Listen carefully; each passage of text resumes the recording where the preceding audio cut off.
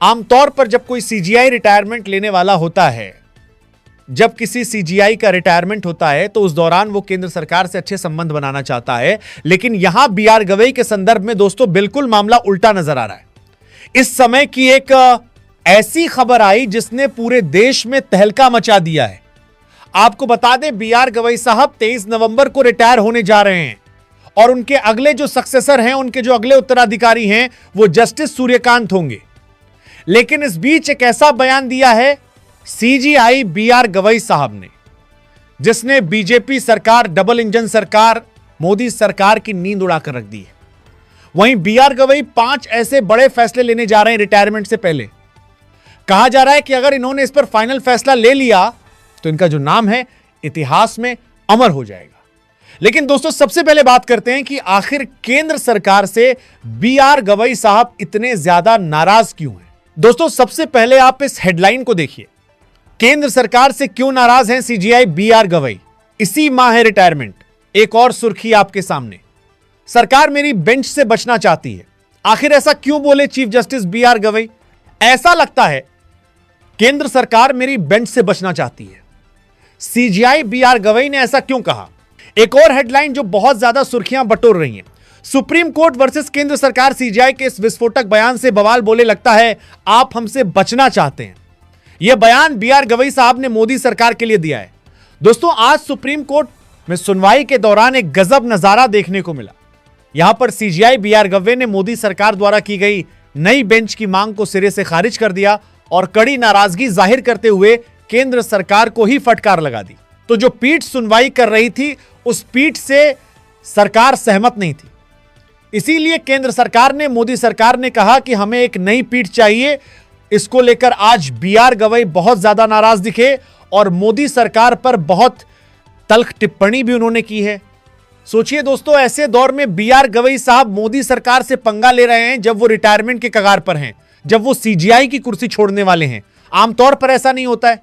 चाहे वो संजीव खन्ना के केस में ले लीजिए, चाहे वो डीवाई चंद्रचूड़ के केस में ले लीजिए। जब इन दोनों का रिटायरमेंट का समय था तो वो लोग केंद्र सरकार से, डबल इंजन सरकार, मोदी सरकार से अच्छे रिश्ते बना रहे थे। डीवाई चंद्रचूड़ तो अपने घर ही बुला चुके थे, प्रधानमंत्री को पूजा कर रहे थे। आपने तस्वीरें भी कई बार देखी होंगी। लेकिन बीआर गवई के केस में मामला दोस्तों थोड़ा सा उल्टा है। बीआर गवई ने रिटायरमेंट से पहले साफ तौर से कह दिया कि हमें कोई पद की लालच नहीं है, हमें रिटायरमेंट के बाद किसी पद पर नहीं जाना है। उन्होंने एक संकल्प ले लिया है। तो आज सुनवाई के दौरान बीआर गवई साहब जिस तरीके से नाराजगी जाहिर कर रहे हैं, इसको लेकर देश भर में चर्चा हो रही है, नाराज नजर आए। सीजीआई बीआर गवई ने सुनवाई के दौरान तीखी टिप्पणी करते हुए कहा कि ऐसा लगता है केंद्र सरकार, मोदी सरकार मौजूदा पीठ से बचना चाहती है। उन्होंने कहा कि यह ऐसे समय में हुआ जब अदालत एक पक्ष की पूरी बात सुन चुकी है और ईडी यानी अटॉर्नी जनरल को निजी कारणों से छूट दी गई है। पीठ ने स्पष्ट किया, हम केंद्र सरकार से ऐसी तरकीब अपनाने की उम्मीद नहीं करते। यह टिप्पणी सुप्रीम कोर्ट में केंद्र के रुख पर एक बड़ी फटकार मानी जा रही। तो आज बीआर गवई साहब इसीलिए सुर्खियों में छाए हुए हैं क्योंकि उन्होंने सीधे तौर से मोदी सरकार से एक पंगा ले लिया है। कहीं ना कहीं ठन गई है केंद्र सरकार, सुप्रीम कोर्ट में आज फिर से ठन गई है। ठीक वैसे ही जैसे 14 मई को ठनी थी। याद करिए 14 मई को सीजीआई बने थे बीआर गवई साहब। उसके बाद क्या हुआ था? 14 सवालों की सूची आई थी राष्ट्रपति की, 14 सवालों की सूची, और अब वो 23 मई को रिटायर होने जा रहे हैं। अब उनसे बहुत सारी उम्मीदें हैं। कहा जा रहा है 5 बड़े फैसले अगर वो लेंगे तो बीआर गवई साहब इतिहास रच देंगे। तो दोस्तों 5 बड़े फैसले कौन से हैं? चलिए जल्दी से इस पर हम चर्चा कर लेते हैं। पहला बड़ा फैसला जो बीआर गवई साहब को 23 नवंबर से पहले लेना है वो ये कि उन्हें तत्काल प्रभाव से बैलेट की बहाली करनी पड़ेगी। आपको बता दें कि देश के लोग जो हैं वो बैलेट की लगातार मांग कर रहे हैं। लोग चाहते हैं कि मशीन से चुनाव ना हो, क्योंकि मशीन से धांधली होती है, हेराफेरी होती है, क्योंकि बैलेट से ही चुनाव निष्पक्ष तरीके से होता है। इसलिए लोग चाहते हैं कि कम से कम इसका स्यूशन हो, और इसका स्यूशन सिर्फ सुप्रीम कोर्ट से हो सकता है। दोस्तों आपको बता दें कि सुप्रीम कोर्ट में बैलेट पेपर को लेकर तमाम तरीके की याचिकाएं लंबित हैं। इन याचिकाओं पर अभी तक सुनवाई नहीं हो रही है। कई याचिकाएं तो खारिज हो चुकी हैं, कई याचिकाएं लंबित पड़ी हुई हैं। अब इन याचिकाओं पर क्या कोई फैसला बीआर गवई साहब लेंगे? बी.आर. गवई साहब कोई मामूली पोस्ट पर नहीं है। बी.आर. गवई साहब देश की सबसे बड़ी अदालत के जज हैं। तो अगर वो इस पर कोई भी निर्णय देंगे, आदेश देंगे, उन्हें रिटायरमेंट से पहले इस पर कोई निर्णय देना चाहिए। लोग यही कह रहे हैं, उम्मीद कर रहे हैं, क्योंकि अगर ये नहीं दे पाए तो आगे आने वाले सीजीआई से देश की जनता को उतनी उम्मीदें नजर नहीं आ रही हैं। सारी की सारी जो उम्मीदें हैं वो बी.आर. गवई साहब से हैं। और दूसरा दोस्तों बड़ा मुद्दा है राजस्थान हाईकोर्ट। आपने देखा होगा राजस्थान हाईकोर्ट के परिसर में मनु की मूर्ति लगी हुई है।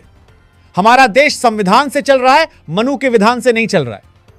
तो यह राजस्थान हाईकोर्ट में जो मूर्ति लगी हुई है, यह कब हटेगी? इस पर आखिर सुप्रीम कोर्ट फैसला कब लेगा? यह मूर्ति जिसने लगवाई है, क्या उसके खिलाफ कोई एक्शन लिया जाएगा? हालांकि जो मूर्ति दोस्तों लगाई गई है, कहा 1989 में ही लगा दी गई थी।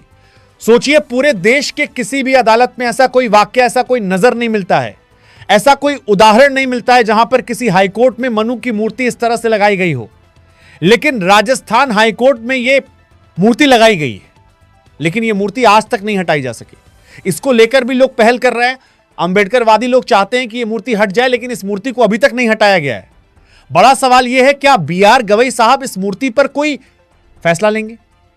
वहीं ग्वालियर हाईकोर्ट की अगर मैं बात करूं तो ग्वालियर हाईकोर्ट में अंबेडकर साहब की मूर्ति नहीं लग पा रही है। राजस्थान हाईकोर्ट में मनु की मूर्ति लगी हुई है।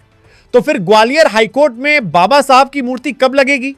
यह भी अपने आप में बड़ा सवाल है। क्या ग्वालियर हाईकोर्ट में बाबा साहब की मूर्ति लगने का कोई आदेश सुप्रीम कोर्ट से आएगा? क्योंकि अंबेडकरवादी सीजीआई बी.आर. गवई साहब हैं। संविधान, अंबेडकर, लोकतंत्र की बात करते हैं। इसलिए उनसे देश की जनता उम्मीद कर रही है कि बी.आर. गवई साहब इस पर कोई सख्त फैसला ले, उन्हें लेना ही पड़ेगा। 23 नवंबर से पहले उन्हें यह निर्णय लेना ही पड़ेगा।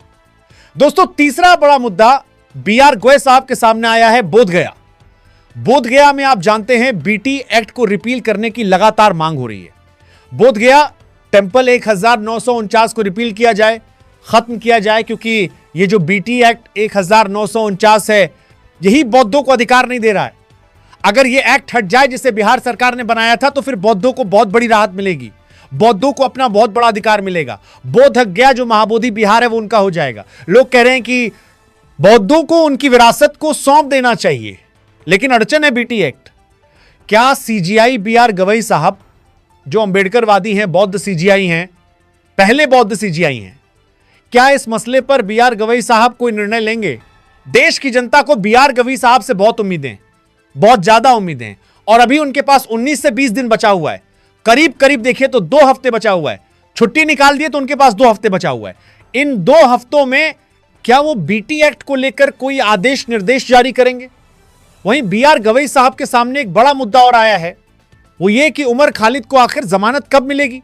दोस्तों, आपको बता दें, उमर खालिद के केस में लगातार सुप्रीम कोर्ट में सुनवाई हो रही है और 6 नवंबर को फिर से इस पूरे मामले पर सुनवाई होगी। उमर खालिद की गिरफ्तारी के 5 साल हो चुके हैं। उमर खालिद समेत कई लोग इस समय जेल में बंद हैं।